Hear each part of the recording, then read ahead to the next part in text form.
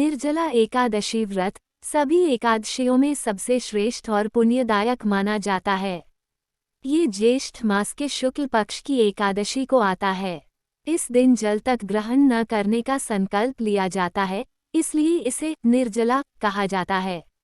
इस व्रत को करने से वर्ष भर की सभी एकादशियों के व्रत का फल प्राप्त होता है। अब आइए इसकी पौराणिक कथा जानते हैं। प्राचीन समय की बात है। महर्षि वेदव्यास जी ने एक दिन पांडवों को एकादशी व्रत के महत्व को समझाया। सभी पांडव श्रद्धा से व्रत करने लगे, लेकिन भीमसेन को भोजन के बिना रहना कठिन था।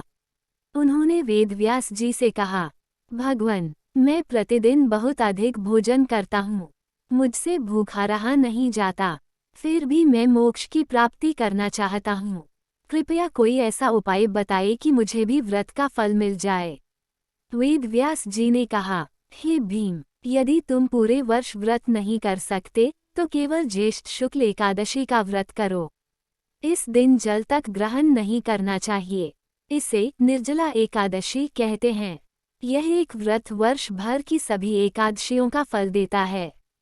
भीमसेन ने व्रत का संकल्प लिया। उन्होंने इस दिन निर्जल रहकर व्रत किया। यह व्रत बहुत कठिन था, लेकिन उन्होंने उसे श्रद्धा और निष्ठा से पूरा किया। व्रत पूर्ण होने पर आकाशवाणी हुई, हे भीम, तुमने ये कठिन व्रत श्रद्धा से किया है। इस एक व्रत के प्रभाव से तुम्हें वर्ष भर की सभी एकादशियों का पुण्य प्राप्त होगा और अंत में विष्णु लोक की प्राप्ति होगी। निर्जला एकादशी व्रत करने की व्रत विधि। व्रत से एक दिन पूर्व दशमी को सात्विक भोजन करें। एकादशी के दिन सूर्योदय से पूर्व स्नान करें और व्रत का संकल्प लें। दिन भर भगवान विष्णु का स्मरण करें, व्रत रखें और जल भी न पिएं। रात्रि जागरण करें। द्वादशी को ब्राह्मण को भोजन कराकर व्रत का पारण करें।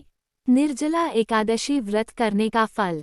निर्जला एकादशी का व्रत करने से समस्त पापों का नाश होता है, सभी एकादशियों का फल प्राप्त होता है और अंत में मोक्ष की प्राप्ति होती है।